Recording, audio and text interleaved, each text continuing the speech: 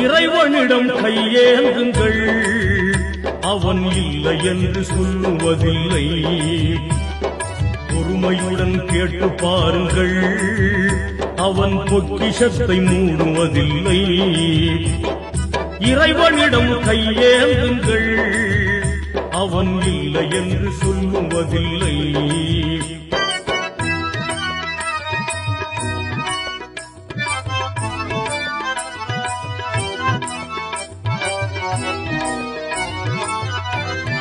இல்லை என்று சொல்லும் மனம் இல்லாதவன், ஈடு இணை இல்லாத கருணை உள்ளவன், இன்னல் பற்றி எழும் குரலை கேட்கின்றவன், எண்ணங்களை இதயங்களை பார்க்கின்றவன். இறைவனிடம் கையேந்துங்கள், அவன் இல்லை என்று சொல்லுவதில்லை.